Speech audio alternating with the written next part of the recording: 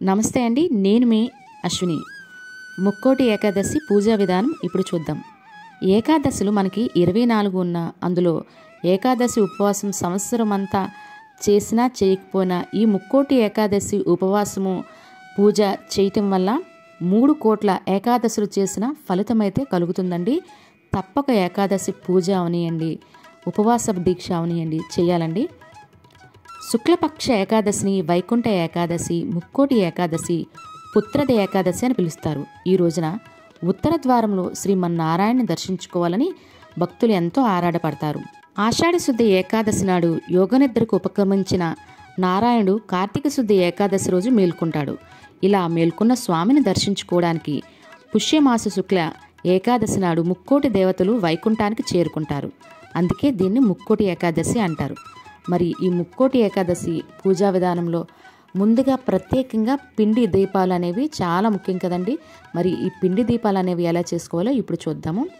వరిపిండి తీసుకోవాలండి. మనం ఎన్ని ప్రమిదలు చేద్దాం అనుకుంటున్నామో దానికి సరిపడా వరిపిండి తీసుకొని కొంచెం బెల్లం, ఎక్కువ కాదండి, కొంచెం బెల్లం, కొంచెం ఆవు నెయ్యి, కొంచెం ఆవు పాలు లేకపోయినా ఆవు నెయ్యి లేకపోయినా నీటితో కలపండి. అంతేగాని గేదె నెయ్యి కానీ గేదె పాలు కానీ యూజ్ చేయకండి. ప్యాకెట్ పాలు, ఆవు పాలు అనుకుంటే తప్పకుండా అవి యూజ్ చేసుకోండి. ఈ రకంగా నేనైతే ఇలా ఆవు పాలు, ఆవు నెయ్యి, బెల్లం వేసి కలుపుకున్నానండి. నాకు ఎన్ని ప్రమిదలు కావాలో దానికి సరిపడా. చూసారు కదండి, ఇలా లోతుగా ఉన్నది గ్లాస్ అయినా అవ్వచ్చు, గిన్నె అయినా అవ్వచ్చు, మన ఇష్టం అండి. ఇలా లోతుగా ఉన్నది మనం తీసుకొని దాంట్లో కొంచెం పొడిపిండి వేసుకోవాలి. ఎందుకంటే ఈ పిండి ముద్దను పెట్టి మరలా తీసేటప్పుడు చక్కగా ఫ్రీగా వచ్చేస్తుంది అన్నమాట. అందుకని పొడిపిండి వేసుకుంటూ, అంటే ప్రతిసారి ప్రమిద చేసేటప్పుడు పొడిపిండి వేసుకోవాలండి. మనం తీసుకునే ఈ గిన్నెకి సరిపడా నేను పిండిని అయితే తీసుకుంటున్నాను. మీరు చిన్న గ్లాసులు, టీ గ్లాసులు ఉంటాయి చూసారా, అలాంటివి కూడా పెట్టుకోవచ్చండి, మన ఇష్టం.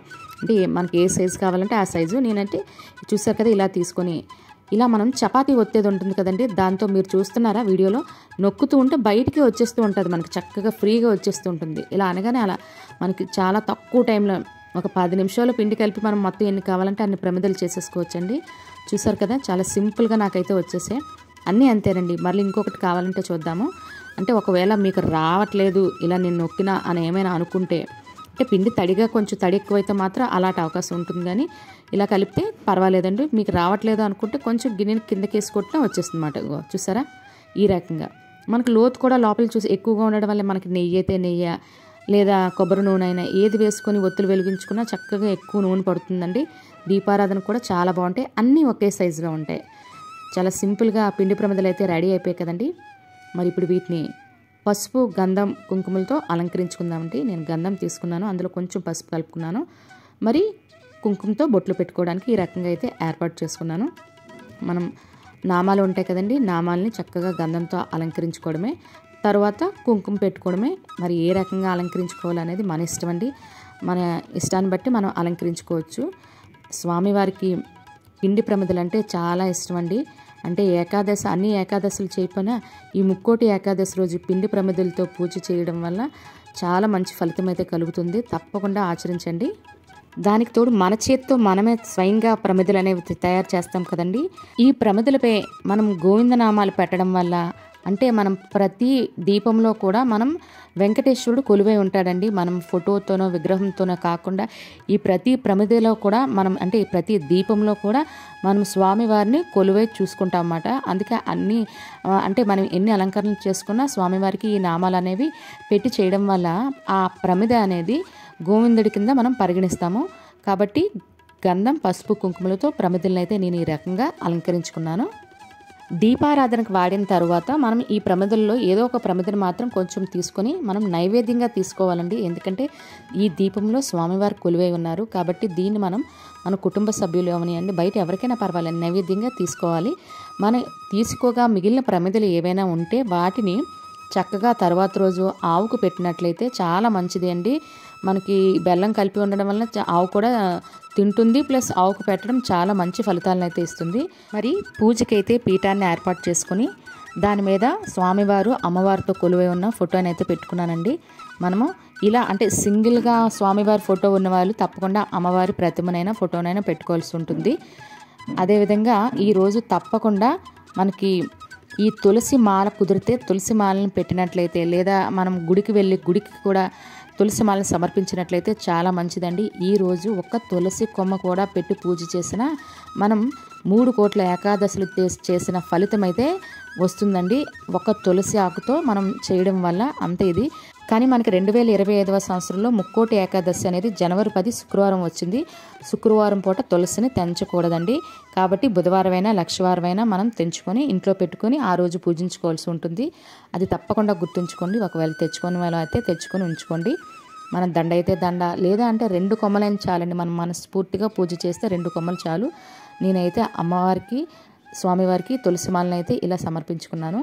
అదేవిధంగా మనం ప్రతి పూజలో వినాయకుడు తప్పనిసరి కదండి. మనం చేస్తున్న ఈ పూజ ఎటువంటి ఆటంకాలు లేకుండా పూజ నిర్విఘ్నంగా జరగాలంటే స్వామివారిని వినాయకుడిని పెట్టి నైవేద్యంగా కుదిరితే బెల్లం పెట్టామనుకోండి చక్కగా పూజ ఆటంకం లేకుండా జరిపిస్తారండి. ఈ రకంగా నేను వినాయకుడిని అయితే పూజా మండపంపై కూర్చోబెట్టుకున్నానండి. తరువాత అఖండ దీపం కింద స్వామివారి దీపాన్ని అయితే నేను ఈ రకంగా పెట్టుకున్నాను. అఖండ దీపం అంటే రోజంతా మనం ఉపవాసం చేసుకునే వాళ్ళకి తర్వాత రోజు ద్వాదశి వరకు ఉంటే బాగుంటుంది. కాబట్టి మనకి ఈసారి ఏకాదశి ద్వాదశి 2 ఒకే రోజు వచ్చాయండి. కాబట్టి ఏ సమయంలో ఉపవాస విరమణ చేయాలనేది కూడా నేను వీడియో చేసి పెట్టాను.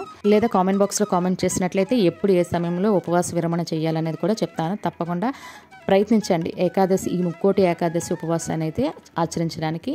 అఖండ దీపము, శంకుచక్ర దీపాలు అన్నిట్లో పిండి ప్రమిదలతో నేను దీపారాధన అయితే చేసుకోవడానికి ఇలా ఏర్పాట్లు చేసుకున్నానండి. మరి చూసారు కదండి స్వామివారి చిన్న విగ్రహం, అది ఎంత నేను తిరుపతి నుండి తెచ్చుకున్నదండి. ఇలా ప్రత్యేకంగా పూజలు చేసేటప్పుడు తప్పకుండా ఉపయోగించుకుంటాను. చాలా బాగుంటుంది. మనకు ఆన్లైన్లో కూడా దొరకవచ్చు. కానీ ఈ రకంగా మనం అంటే ప్రమిదలు మీరు 7, 9 ఇలా ఎన్నైనా 11 ఎన్నైనా పిండి ప్రమిదలు అనేవి పెట్టుకోవచ్చండి. అఖండ దీపం మాత్రం రోజంతా ఉండేలాగా చూసుకోవాలి. మిగిలిన అనేవి మన ఇష్టం మాట. ఈ ప్రమిదలన్నిటికీ నేనైతే కొబ్బరి నూనెతోనే దీపారాధనకి ఒత్తులు అవి వేసుకున్నానండి. మనకు ఉంటే చక్కగా ఆవు నెయ్యితో దీపారాధనకి రెడీ చేసుకుంటే మంచిదే, ఇంకా మంచిది మాట. నేనైతే కొబ్బరి నూనె దీపారాధనకి వాడుకుంటున్నాను. ఇలా ప్రమిదల్లో ఒత్తులు వేసుకుని ఏకహారతితో దీపారాధన అనేది చేస్తున్నానండి. ఏకహారతి అయినా పర్వాలేదు, లేదా అగరవత్తులు సువాసనలు వచ్చేవి ఏవైనా వాటితో మనం దీపారాధన చేయొచ్చు. కాబట్టి అగరవత్తులతో కూడా దీపారాధన అనేది చేయవచ్చండి. ప్రతి ప్రమిదను దీపారాధన చేసినప్పుడు ఓం శ్రీ లక్ష్మీనారాయణ నమః, ఓం శ్రీ వెంకటేశ్వరాయ నమః, ఓం శ్రీ గోవిందాయ నమః అనుకుంటూ గోవిందనామాలు చెప్పుకుంటూ దీపారాధన అనేది చేయాలండి. ఇలా చేయడం వల్ల మనం ప్రతి నిమిషం దేవునికి దగ్గరగా ఉంటాము. మనం చేసే పూజ కూడా దేవునికి దగ్గరగా ఉంటేనే కదండి. మనం చేసే పూజ అవనండి, అలంకరణ అవనండి, ప్రతీది పూజనండి. అనుకుంటాము దేవుని ముందున కూర్చొని అలా జ్ఞానంగా ఆలోచిస్తూ ఉంటే సరిపోతుందని. కాదండి, మనం చేసే అలంకరణ అవనియండి, దేవుడి గురించి మనం చేసే పువ్వులు సేకరించడం ప్రతీది కూడా పూజలోకే వస్తుందండి. ఇవన్నీ కూడా ఒక తులసి సేకరించడం అవనియండి, అన్నీ కూడా ఈ పూజలోకే వస్తుంది. కాబట్టి ఈ రకంగా దీపారాధన అనేది నేను పూర్తి చేసుకున్నానండి. దీపారాధన పూర్తి చేసుకున్న తర్వాత మనం అగరవత్తులు, ధూపం, దీపం, నైవేద్యం అన్నీ సమర్పించుకోవాలండి. అదేవిధంగా స్వామివారికి మనకు నచ్చిన నైవేద్యాలు అయితే సమర్పించుకోవచ్చు.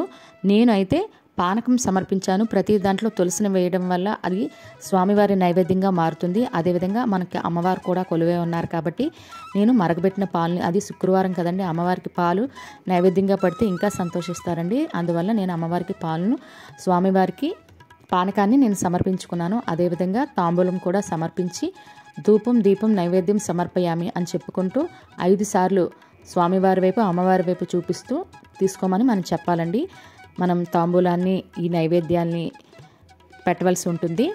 ఇలా పెట్టిన తర్వాత స్వామివారికి హారతి అనేది ఇచ్చుకోవాలండి. ఈ వీడియో చూస్తుండగానే మనం ఈ ముక్కోటి ఏకాదశి యొక్క ప్రత్యేకతను అయితే ఇప్పుడు విందాము. దక్షిణాయనంలో చనిపోయిన అంటే ధనుర్మాసంలో చనిపోయిన పుణ్యాత్ములకు ఈ ముక్కోటి ఏకాదశి రోజే స్వర్గద్వారాలు తెరిచి ఉంటాయి కాబట్టి ఆ రోజే ప్రవేశం ఉంటుందని కూడా అంటారండి. మరి కృతాయుగంలో మురా అనే రాక్షసుడు దేవతలను, ఋషులను పట్టి పీడిస్తూ క్రూరంగా హింసించేవాడు. ముర ఆకృత్యాలను భరించలేని దేవతలు శ్రీహరికి తమ గోడు చెప్పుకున్నారు. దీంతో మురాసుని సంహరించడానికి మహావిష్ణువు బయలుదేరతాడు. తన్ను సంహరించడానికి శ్రీహరి వస్తున్న విషయం తెలిసిన మురాసుడు సాగర గర్భంలోకి వెళ్ళి దాక్కుంటాడు. అతడిని బయటికి రప్పించేందుకు ఉపాయం పనిన నారాయణుడు ఓ గుహలోకి వెళ్ళి నిద్రపోతున్నట్లు నటిస్తాడు. శ్రీహరిపై దాడికి ఇదే అదునుగా భావించిన మురాసుడు గుహలోకి ప్రవేశించి స్వామిని వధించేందుకు కత్తి దూయగానే ఒక శక్తి ఉద్భవించి మురను సంహరిస్తుంది. ఆ విధంగా దేవతలను సంరక్షించిన ఆ శక్తికే ఏకాదశిని నామకరణం చేశారు. మరియు ముర అనేది బియ్యంలో దాగి ఉంటుంది కాబట్టి ఈరోజు బియ్యంకి సంబంధించిన ఏ వస్తువులు తినకూడదని అంటారు. కాబట్టి ఏకాదశి ఉపవాసం చేసేవాళ్ళు మనం అన్నంతో చేసిన ఏవి తినకుండా అంటే ఫ్రూట్స్, పాలు మరియు కొబ్బరి నీళ్ళు ఇలాంటివన్నీ చేయొచ్చండి. కఠినమైన ఉపవాసం అని అనారోగ్యం పాలవకుండా చక్కగా ఈ రకంగా చేసుకుంటే చాలా మంచిది. వైకుంఠ వాకిళ్ళు తెరుచుకునే పర్వదినమైన ముక్కోటి ఏకాదశి నాడు సాక్షాత్ ఆ మహావిష్ణువు గరుడు వాహనంపై 3 కోట్ల దేవతలతో భూలోకానికి వచ్చి భక్తులకు దర్శనమిస్తాడు. మరి ఉత్తర ద్వార దర్శనం భక్తులకు చాలా శుభప్రదం. మనము వెంకటేశ్వర స్వామికి సంబంధించిన రామాలయాలు అంటే వైష్ణవాలయాలు ఏమైనా రామాలయం అవనండి, వెంకటేశ్వర స్వామి ఆలయం అవనండి, మనము శ్రీ లక్ష్మీ నరసింహస్వామి ఆలయం అవనండి, మాకు విశాఖపట్నంలో ఉంది కదండి, ఎక్కడ దర్శనం చేసుకున్నా ఆ స్వామివారేనండి. తప్పనిసరిగా ఉత్తర ద్వార దర్శనం అనేది చేసుకోవడం వల్ల మరలా తిరిగి పునర్జన్మ అనేది లేకుండా మన పాపాలన్నీ తొలగిపోతాయండి. కాబట్టి తప్పనిసరిగా మనకి దగ్గరలో ఏ వైష్ణవాలయమైనా పర్వాలేదండి, స్వామివారిని దర్శించుకొని అందరికీ ఆ స్వామివారి అనుగ్రహం అయితే కలగాలని నేను మనసారా కోరుకుంటున్నానండి. మరి ఏకాదశి ఉపవాస విరమణ అంటే ఎప్పుడు ప్రారంభించాలి, ఎప్పుడు విరమించాలి అనేది మీరు కామెంట్ బాక్స్లో కామెంట్ చేస్తే తప్పకుండా రిప్లై ఇస్తానండి. మీకు ఈ వీడియో నచ్చిందా? నచ్చితే మీ ఫ్రెండ్స్ అండ్ ఫ్యామిలీ మెంబర్స్కి ఫార్వర్డ్ చేయండి. రేపు మరలా మరొక కొత్త వీడియోతో కలుద్దాం. ధన్యవాదములు.